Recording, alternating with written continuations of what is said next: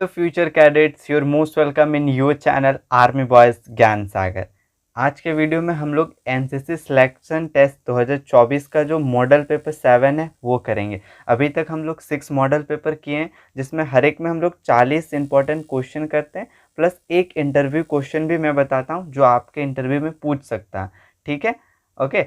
चलिए आज के क्वेश्चन को देखते हैं। आज का पहला क्वेश्चन क्या है, बताइए। कोविड-19 किस प्रकार की बीमारी, एक वायरल डिजीज़ है या प्रोटोजोआ डिजीज़ है या वेक्टीरियल डिजीज़ है या फंगल, किससे फैलता है कोविड-19? सो आई होप आप सबको पता है कि कोविड-19 कैसे फैल रहा था। ये एक वायरल डिजीज़ है, ठीक है। क्लियर हो गया। और आपसे अगर प्रोटोजोआ का एग्जांपल अगर पूछोगे तो प्रोटोजोआ डिजीज़ होता है एक मलेरिया।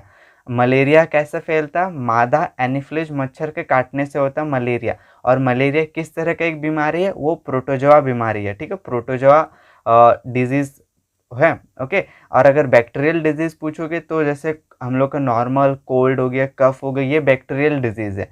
और फंगल फंगल है गया आपका इचिंग, रिंग वॉर्म, जिसको हम लोग हिंदी में दाद बोलते हैं, वो सारे फंगल डिजीज़ हैं। क्लियर हो गया एक नंबर। अब देखते हैं सेकंड नंबर क्या है हमारा। मानव शरीर का सामान्य तापमान कितना होता है? बताइए। हमारा जो नॉर्मल टेम्परेचर है वो कितना होता है? 35 डिग्री सेल्सियस या 36 डिग्री सेल्सियस या 37 डिग्री सेल्सियस या 28 डिग्री सेल्सियस। आई होप सबको ये पता ही होना चाहिए, नॉर्मल टेम्परेचर हमारे बॉडी का रहता है 37 degree Celsius, okay. 37 degree Celsius. Clear हो गया। नेक्स्ट देखते हैं थर्ड नंबर क्वेश्चन, थोड़ा आप सबों के लिए इम्पोर्टेंट हो सकता है। बताइए, जल कितने फ़ारेनहाइट पर उबलता है? ओके, इसको देखिए, फ़ारेनहाइट मैंने पूछा हूँ। हम सबको पता है जो पानी है, जिसको पानी पानी का लाइक एंड बॉइलिंग पॉइंट कितना होता है? 100 डिग्री सेल्सियस। अब उसको फ़ारेनहाइट में बदलना, बताइए क्या होगा आंसर? जल किस पे जमता है? पानी किस टेम्परेचर पे जमता है? तो 0 डिग्री सेल्सियस पे फ्रीज हो जाता है। और कितने डिग्री पे उबलता है? 100 डिग्री सेल्सियस पे जल उबलता है, ओके। अब 100 डिग्री को फ़ारेनहाइट में बदलना है, बताइए। अब सब अभी 10th क्लास 12th क्लास पढ़े हो, पता ही होगा। सो मैं इसका फॉर्मूला लिख के दे रहा हूँ, C = F-32, ओके, इंटू 5/9। आपको बदल के बताना है इसका आंसर कितना होगा कमेंट में, ठीक है। और एंड अगर इसको पानी कितने डिग्री पे उबलता है? 100 डिग्री सेल्सियस पे, ओके। सेल्सियस का तापमान है 100 डिग्री। अब आपको इसका आंसर कमेंट करके बताना कि कितने फ़ारेनहाइट में होगा, ओके, जल का उबलना। ओके, इसका आंसर आप लोग कमेंट में बता दीजिएगा, otherwise I will also give you the answer. Next है 4 नंबर। मानव शरीर का सबसे बड़ी ग्रंथि कौन सी है? 4 का 1, यकृत, लिवर या बी हृदय या सी फेफड़ा या डी इनमें से कोई नहीं। इसका राइट आंसर है ऑप्शन 1, यकृत, जिसको हम लोग लीवर बोलते हैं, हमारे शरीर का सबसे बड़ी ग्रंथि या फिर ग्लैंड। नेक्स्ट 5 नंबर क्वेश्चन क्या है, एक छोटे बच्चे में कितनी हड्डियां होती है? छोटा बच्चा, इधर देखिए, छोटा बच्चा जो अभी just like in give birth हुआ है, जिसका जन्म हुआ अभी अभी हाल ही में 2-3 महीना हुआ, उसका कितना हड्डियां होगा उसका शरीर में? 250, 280, 300 या 206? जो 206 सोच रहे उसका आंसर गलत है, ठीक है। 206 हड्डियां किस में होती है? एक एडल्ट में, ठीक है। हम लोग में 206 हड्डियां हैं एडल्ट, जो थोड़े बड़े हो गए हैं। अब बट एक छोटे बच्चे में कितनी हड्डियां होती है? 300 हड्डियां, ओके। जब कोई बच्चा जन्म लेता है तो उसमें 300 हड्डियां होती है, और बड़े होते होते वो हड्डियां गायब हो जाती है। कहाँ जाती है? कोई अगर बायो के स्टूडेंट है तो ज़रूर बताइएगा। नेक्स्ट है 6 नंबर। महात्मा बुद्ध का जन्म कहाँ पर हुआ था? Option A Sarnath, B Kapilvastu, C Lumbini, D Nepal. बताइए Mahatma Buddha, I hope you all know Mahatma Buddha का जन्म कहाँ पर हुआ था? सी नंबर होगा आंसर, लुम्बिनी में जन्म हुआ था, ठीक है। और वो प्रेजेंट डेट कहाँ पर है? नेपाल में है, ओके। एंड इसमें आप जो देख रहे हो सारनाथ, सारनाथ में इन्होंने सबसे पहला ज्ञान दिया था, ओके, उपदेश दिया था सारनाथ में। जन्म हुआ था लुम्बिनी में। क्लियर हो गया। नेक्स्ट हम लोग देखते हैं 7 नंबर। प्राचीन भारत का स्वर्ण काल किस युग को कहा जाता? गुप्त काल, मौर्य काल या मुगल काल या डी इनमें से कोई नहीं। बताइए स्वर्ण काल किस युग को कहा जाता? अगर आपको हिस्ट्री का थोड़ा भी नॉलेज है तो राइट आंसर आप दे ही दोगे। इसका आंसर है गुप्त काल। गुप्ता पीरियड को हम लोग इंडिया का गोल्डन पीरियड कहते हैं, ठीक है, क्योंकि उस समय बहुत ही लाइक एन अच्छे रूलर्स थे जो रूल किए थे इंडिया को अच्छी तरह से, ठीक है। क्लियर हो गया। ये सारे क्वेश्चन आपके कॉम्पिटिटिव एग्जाम में भी पूछे गए हैं। नेक्स्ट देखते हैं हम लोग 8 नंबर। एनसीसी फ्लैग में जो रेड रंग है वो क्या दर्शाता है? भारतीय वायुसेना को, भारतीय जल सेना को, भारतीय थल सेना को, या डी इनमें से कोई नहीं? एक बार मैं इसको बता चुका हूँ, बताइए क्या दिखाता है एनसीसी का जो फ्लैग में रेड कलर? सो रेड कलर दिखाता है थल सेना को, ओके, और वायुसेना को लाइट ब्लू, और जल सेना डीप ब्लू। क्लियर हो गया। नेक्स्ट देखते हैं हमारा 9 नंबर। निम्न में किसका संबंध बैटल ऑफ बसंतर से है?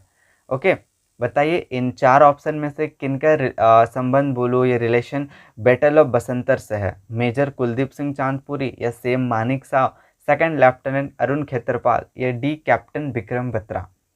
अगर आप पूछो सर बैटल ऑफ बसंतर कब हुआ, तो ये हुआ था आपका 1971, 1971 में ही बैटल ऑफ बसंतर हुआ है। बताइए बैटल ऑफ बसंतर का हीरो किसको कहते हैं? और अगर आपको हिंट मैं दे दूं तो इसका हिंट है कि जो योद्धा था, जो भी हीरो है, उसको परमवीर चक्र मिला है। अब आप बता सकते हो। अब बताइए इन 4 में से किन किन को परमवीर चक्र मिला है? सो पहले जिन्हें नहीं मिला उसको आप काटिए। Option A major Kuldeep Singh Chandpure, इनको नहीं मिला परमवीर चक्र। सेम मानिक साहब, इनको भी नहीं मिला। अब ऑप्शन सी या डी में से कोई एक आंसर है। सेकंड लेफ्टिनेंट अरुण खेतरपाल, या डी कैप्टन विक्रम बत्रा? इनमें से कोई एक हीरो है बैटल ऑफ बसंतर के। जो कैप्टन विक्रम बत्रा है ये है 1999 के हीरो बोल सकते हो, कारगिल वॉर के। सो इसका आंसर है C, second lieutenant Arun Khetarpal. I think ये 21 साल के थे जब वो उन्होंने दुश्मनों को लाइक दांत खट्टे कर दिए उनको, ठीक है, और उनको परमवीर चक्र मिला है, पीवीसी मिला हुआ है इनको, अरुण खेतरपाल। नेक्स्ट है 10 नंबर। बताइए 1857 की क्रांति कहाँ शुरू हुई थी? Option A Lucknow, B Meerut, C Varanasi, D Gwalior? Right answer है मेरठ में स्टार्ट हुआ था 1857 की क्रांति, जो इसको हम लोग सिपोही म्यूटिनी भी बोलते हैं। ओके, मेरठ में जो सिपाही कैंप था ना, वहाँ पर किसने स्टार्ट किया था बोलेंगे तो आप मंगल पांडे, ठीक है, हमारे हिस्ट्री में हमको बताया गया कि मंगल पांडे, ओके, राइट है। ओके, मंगल पांडे ने 1857 में मेरठ में सिपाही कैंप में स्टार्ट हुआ सबसे पहला।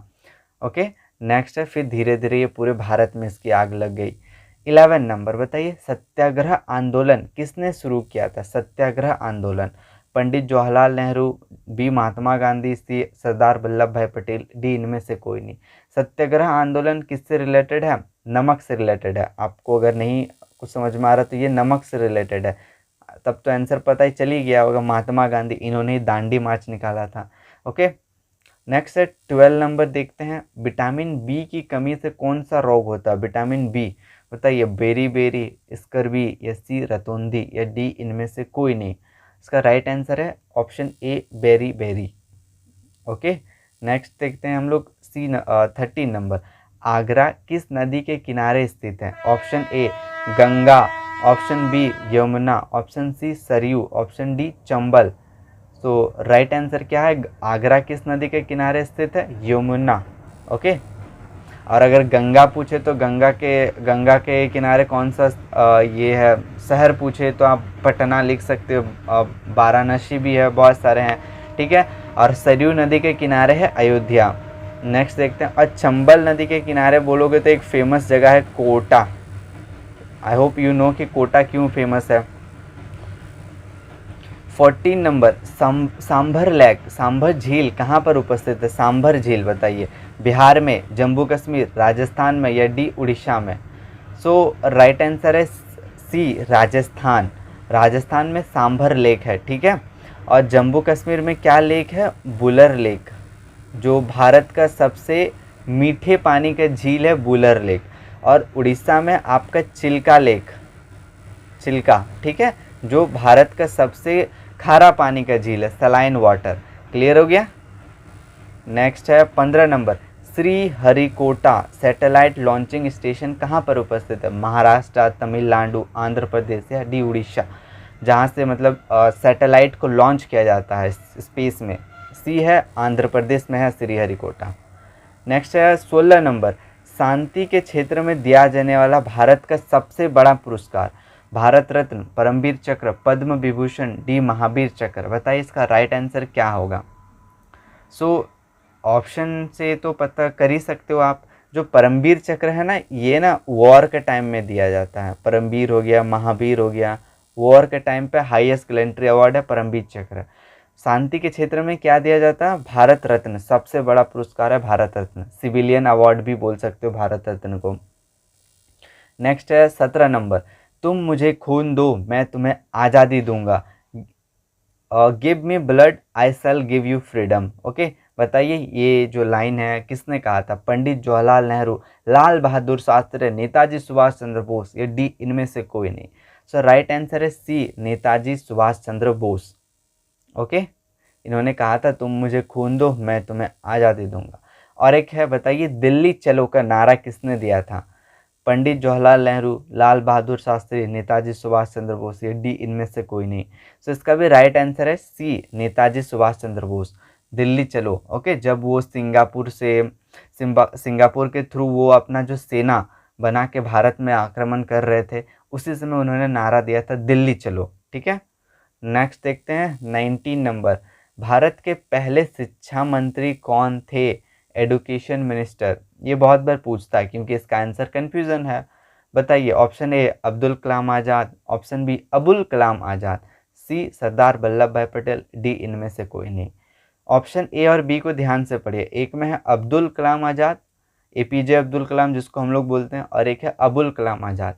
राइट आंसर है अबुल कलाम आज़ाद। कन्फ्यूजन के लिए ये दोनों ऑप्शन दिया जाता है, तो डोंट गेट कन्फ्यूज। नेक्स्ट देखते हैं 20 नंबर, डूरंट कप किस खेल से संबंधित है, क्रिकेट, फुटबॉल, बैडमिंटन, हॉकी। और अभी डूरंट कप चल भी रहा हमारे इंडिया में। कहाँ पर चल रहा है डूरंट कप, जमशेदपुर में। ठीक है, सो डूरंट कप संबंधित है आपका फुटबॉल से। ठीक है, और you can visit to Jamshedpur Jharkhand for watching Durand cup, और आप ऑनलाइन भी देख सकते हो। नेक्स्ट है 21 नंबर, क्या है, सेटलमेंट किस खेल से संबंधित है, सेटलमेंट। बताइए सेटलमेंट किस खेल से संबंधित है। ऑप्शन ए क्रिकेट हो गया, शतरंज, बैडमिंटन, या डी हॉकी। सेटलमेंट किस गेम में होता है, आप थोड़ा दिमाग पे जोर लगाइए, देखिएगा आपको आंसर मिल जाएगा। सो राइट आंसर है ना बी, शतरंज में हम लोग सेटलमेंट करते हैं। जब कोई जीतता नहीं है, ड्रॉ होता है, तो सेटलमेंट हो जाता है। नेक्स्ट देखते हैं 22 नंबर, कुछ अभी स्पेशल डेज हैं। नेशनल साइंस डे 27 फरवरी, 28 फरवरी, 29 फरवरी या 26 फरवरी। राइट आंसर है 28 फरवरी को मनाया जाता है नेशनल साइंस डे। उस दिन हमारे जगदीश चंद्र बसु जी का an date of, I think date of birth ही है उस, ओके, 28 फरवरी को। 23 नंबर, मार्टियास डे, शहीद दिवस। ऐसे तो गूगल करोगे तो शहीद दिवस बहुत सारे आते हैं, 3-4, बट एक ऑफिशियली जो आपके जनरल नॉलेज में पूछा जाता है वो बताइए कि शहीद दिवस कब मनाया जाता है, 30 जनवरी, 29 जनवरी, 23 अप्रैल, या डी इनमें से कोई नहीं। राइट आंसर है 30 जनवरी। क्यों मनाया जाता है, क्योंकि इसी दिन 30 जनवरी 1948 को महात्मा गांधी, ओके, महात्मा गांधी को नाथूराम गॉडसे ने गोली मार के हत्या कर दी थी। ओके, इसीलिए 30 जनवरी को शहीद दिवस मनाते हैं, बट ये मनाना चाहिए नहीं। और 24 नंबर, लाल बहादुर शास्त्री का जन्म कब हुआ था, ए 2 अक्टूबर, बी 2 जनवरी, सी 23 अक्टूबर, या डी इनमें से कोई नहीं। बताइए लाल बहादुर शास्त्री का जन्म, इनके जन्मदिन पर और एक महान आदमी का जन्मदिन है जिसको हम लोग राष्ट्रपिता कहते हैं। सो वो है 2 अक्टूबर। अब बहुत जन को पता ही नहीं रहता कि 2 अक्टूबर को महात्मा गांधी के अलावा लाल बहादुर शास्त्री का भी जन्मदिन है। नेक्स्ट देखते हैं 25 नंबर, हिरोशिमा दिवस कब मनाया जाता है। ये क्वेश्चन है मैंने चैनल में, आप जो होता है ना जहाँ पर क्वेश्चन अपलोड होते हैं, कम्युनिटी पोस्ट मैंने किया था ये क्वेश्चन। बताइए अगर आपने आंसर दिया है तो आपको पता होगा आंसर।